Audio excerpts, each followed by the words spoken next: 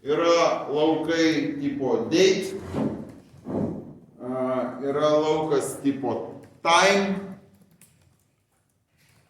toliau yra laukas date time, toliau kiekvienas duomenų bazės gamintojas dar prisikūrė krūvą savo visokių laukų. Būkim sąžiningi, boolyno kaip po tokio lauko dažniausiai nėra.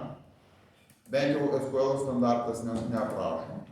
Ir kiekvienas programuotojas nusprendžia, ką jis labiau nori, ar tai bus numerikas, kuris ilgio vienas ir ten rašys nuliuką arba vienetuką, arba tai bus tekstinis laukas, char tipo laukas, kuriame bus T arba F, true arba false, arba dar kažkas panašaus. Kiekvienas sprendžia savai, kaip boolyną implementuoti konkrečiai.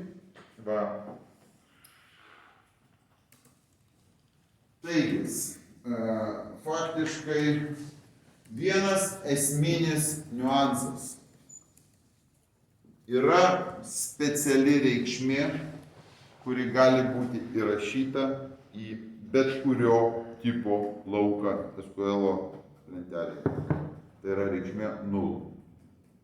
Ir taip pat kaip Javos objektuose, null gali būti priskirtas bet kokiam objektiniu tipo kintamajam. Taip, šičia į bet kokį lauką, bet kokio tipo laukas gali turėti reikšmę null. Ir su null operacijos yra labai specifinės. Palyginimas su nulu visada duos false. Jeigu tu lyginsi ar 5 daugiau už 0, ar 5 mažiau už 0, ar 5 lygų 0, tu gausi visą laiką false. Net jeigu tu lyginsi ar 0 lygų 0, vis tiek tu gausi false. Ar 0 nelygų 0, irgi gausi false.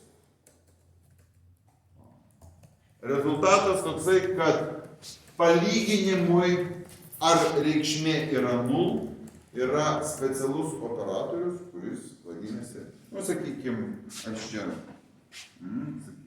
and, koks ten, man truputį kokią nors šalį parodė, in-depth year.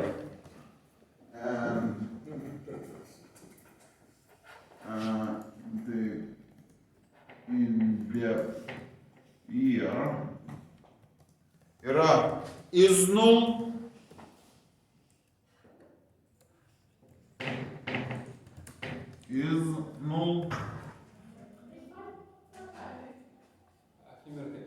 Kas nepasirašė praeitą savaitę ant biržos lapų, tai po paskaitos ateikit pas mane. O mes šitą patį, aš dabar galvoju, mes jau turėjom baigti.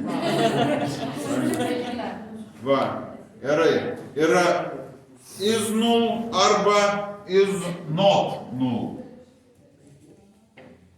Va. O čia palyginimas, ar šito lauko reikšmė yra ne null. Nes jeigu mes bandysim lyginti su daugiau, mažiau arba neveiks.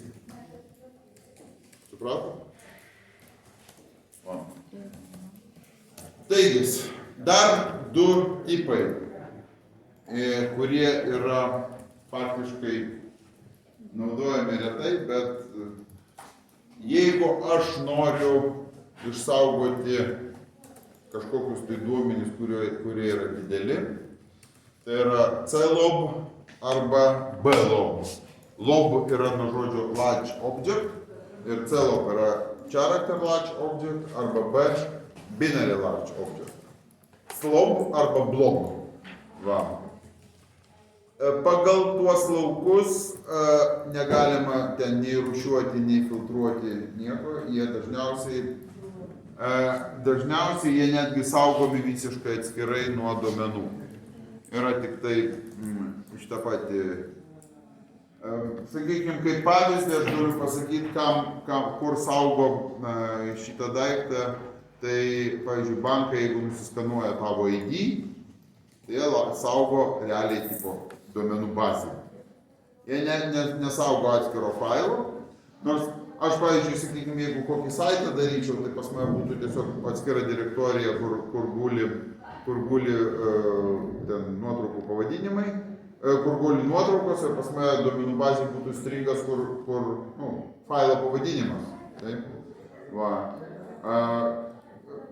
Bankas saugotų, būtų blob laukas, kuriame būtų jūsų nuskanuotas, pavyzdžiui, ID kortelės imidžas. Nes tam, kad būtų viskas vientisa ir bla bla bla.